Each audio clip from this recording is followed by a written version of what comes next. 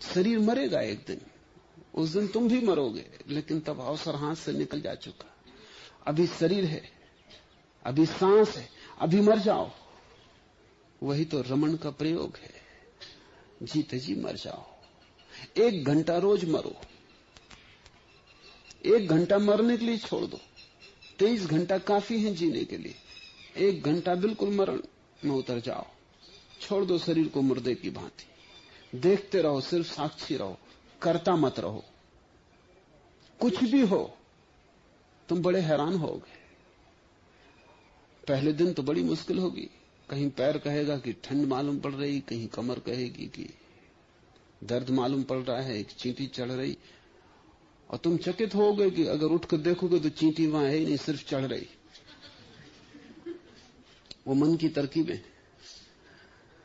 मन 1000 बहाने बनाएगा कि जगो, उठो, ये क्या कर रहे हो, जरूरत पड़ रही। तुम 1 घंटा मर ही जाओ। कुछ दिन में धीरे धीरे धीरे धीरे जब तुम मन की सब चालबाजियां पहचान जाओगे और तुम कह दोगे मर ही गया तो मैं कर ही क्या सकता हूं। चींटी चढ़े तो चढ़े, जब मर जाओगे फिर क्या करोगे? फिर चींटियां चढ़ेंगी और तुम कुछ ना कर सकोगे, और चींटियां काटेंगी और तुम कुछ ना कर सकोगे। जीते जी मरने का अर्थ है जो मर के होगा उसे तुम 1 घंटा रोज हो जाने दो। कुछ दिन के निरंतर अभ्यास के बाद धीरे धीरे धीरे धीरे ये अवस्था सधने लगेगी। 1 घंटा तुम मुर्दे की भांति पड़े रहोगे। धीरे धीरे तुम पाओगे श्वास धीमी होती जाती। जैसे जैसे सधेगी ये कला, श्वास धीमी हो जाएगी, क्योंकि जीने वाले के लिए सांस की जरूरत है। जो मर गया उसके लिए सांस की क्या जरूरत है? और एक दिन ऐसी घड़ी आएगी कि तुम अचानक पाओगे सांस बंद है,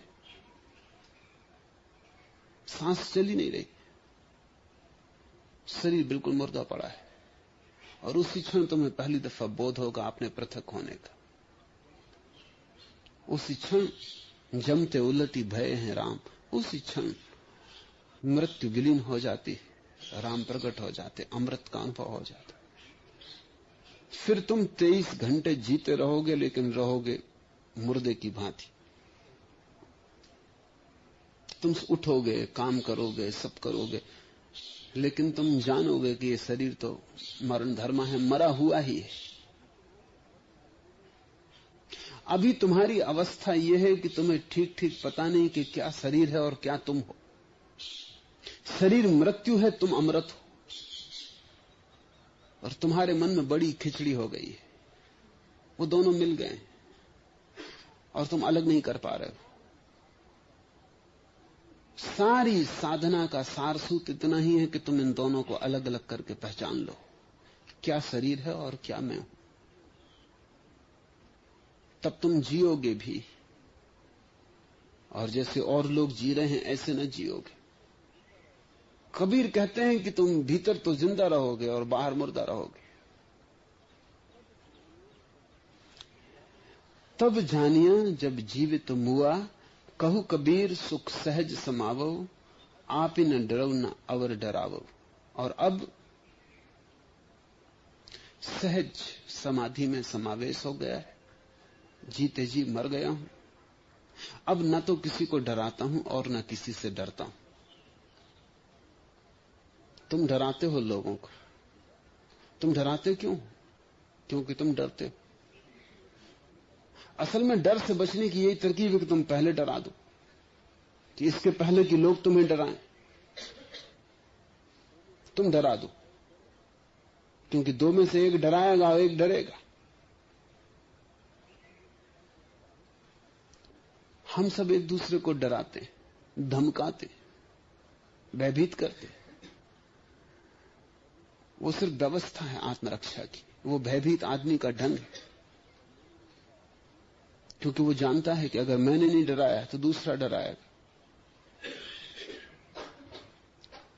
वो रक्षा का उपाय है। जब भी कोई आदमी तुम्हें डराए तब जान लेना कि वो खुद ही डरा हुआ है, उससे डरने की कोई जरूरत ही नहीं। वो डरा हुआ है इसलिए डरा रहा है, वो दया के योग्य। जो आदमी डरता नहीं वो किसी को डराता भी नहीं। वो न तो किसी का मालिक बनता है और न किसी का गुलाम बनता है। वो गुलाम और मालिक, डराने वाला और डरने वाला दोनों के बाहर हो जाता है। लेकिन ये आदमी और ही ढंग से जीता है, वो जीते जी मुर्दा हो जाता है। सब करता है जो करने योग्य है, लेकिन अब कर्ता का भाव नहीं रह जाता, अभिनेता हो जाता है, अभिनय करता है।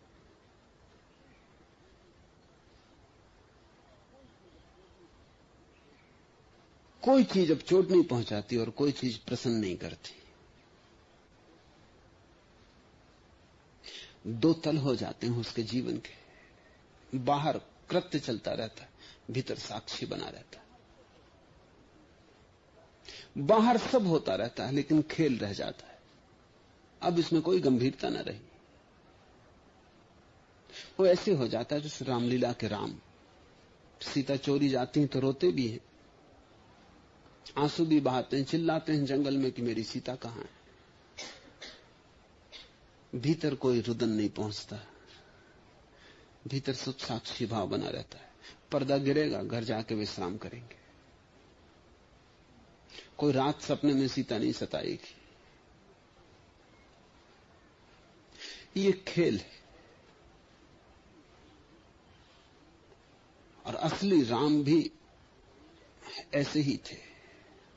ये रामलीला झूठी नहीं, क्योंकि असली राम भी ऐसे ही थे, क्योंकि वो भी लीला ही थी। वहां भी सीता का चोरी जाना बाहर बाहर था, वहां भी आंसू बाहर बाहर थे, वहां भी अभिनय था। इसलिए तो हम इसे रामलीला कहते हैं। वो लीला है, चरित्र नहीं है, वो खेल है। भीतर कुछ भी भिदता नहीं, सब बाहर बाहर रह जाता है। ये संसार बाहर बाहर छूता है, भीतर नहीं पहुंचता। ये अर्थ है जीते जी मरे होने का। दुख भी होगा, कांटा चुभेगा तो पीड़ा भी होगी, लेकिन बस बाहर बाहर होगी। भीतर सब अछूता अस्पर्शित रह जाएगा। भीतर रेख भी न पहुंचेगी सुख की दुख की, भीतर कोई लहर ना उठेगी। भीतर सब शांत ही रहेगा, मौन ही रहेगा। भीतर सनातन और शाश्वत का आवास होगा, बाहर परिवर्तन चलते रहेंगे। धूप आएगी, सर्दी आएगी, दिन होगा, रात होगी, बुढ़ापा, जवानी होगी, बाहर सब खेल होगा। भीतर कुछ भी ना होगा, भीतर एक सन्नाटा रहेगा। भीतर एक शून्य होगा, महाशून्य होगा, आकाश की भांति होगा। पक्षी उड़ जाएंगे, पद चिन्ह न छूटेंगे। आकाश कोरा का कोरा रहेगा, पृथ्वियां बनेंगी और मिटेंगी। आकाश में कोई इतिहास टंकित न होगा। युद्ध होंगे, शांतियां होंगी। आकाश में जरा सी भी खलल न पड़ेगी। भीतर आकाश जैसे हो जाओगे तुम, जीते जी मरने का अर्थ है। भीतर के आकाश को ही तुम जियोगे, बाहर की घटनाएं सपने हो जाएंगी। ऐसा भी नहीं कि तुम बाहर से छोड़ के भाग जाओगे। कबीर भागे नहीं, भागने की कोई जरूरत कहां है। जब भीतर तुम मुक्त हो गए, जीते जी मर गए, तो भागना कहां है। तुम जहां हो वहीं रहोगे। कबीर अपना कपड़ा बुनते रहे, कपड़ा बेचते रहे। पत्नी थी, बच्चा था, परिवार था, सब वैसा ही रहा। लेकिन कह कबीर तब जानिया, जब जीवित मुआ, सुख सहज समावो, आप ही न डरो न और डरावो। और अब न डरता हूं और न किसी को डराता हूं। अब भीतर अभय हो गया है, मृत्यु खो गई, अब भीतर राम है। इस स्वर को थोड़ा अपने भीतर संभालने की कोशिश करो।